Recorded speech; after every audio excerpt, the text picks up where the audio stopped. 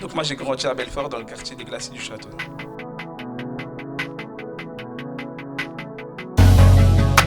Depuis tout petit je suis passionné par la littérature.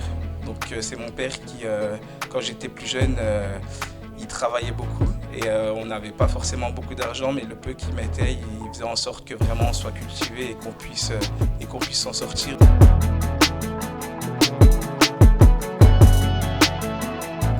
À mon époque, il y avait pas mal d'activités, pas mal d'entraide, et là c'est des choses un peu qui se perdent. Et justement, je voudrais peut-être tendre la main aux jeunes et leur montrer qu'il y a des perspectives d'évolution.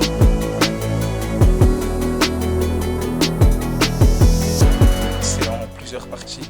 Donc on voit au début le commencement, donc la naissance, et puis on voit au fur et à mesure le personnage donc, qui s'appelle Eden. On le voit évoluer de sa naissance jusqu'à au-delà de sa majorité, quoi.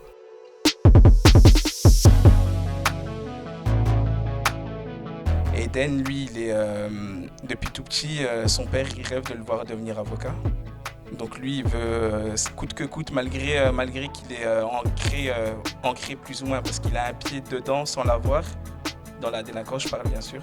Donc au début, il ne l'a pas forcément, mais plus tard, au fur et à mesure du temps, il aura son petit pied dans la délinquance. Malgré ça, il continue à avoir, on va dire, une double vie, écolier la journée, et puis il fait les côtés plus sombres le soir.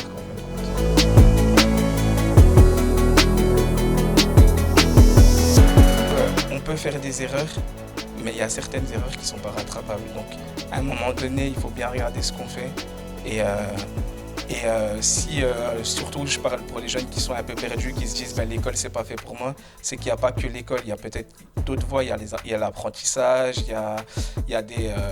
peut-être qu'on a un talent artistique, mais qu'on ne le sait pas encore, mais il faut qu'ils trouvent leur voie en fin de compte. Il faut trouver sa voie.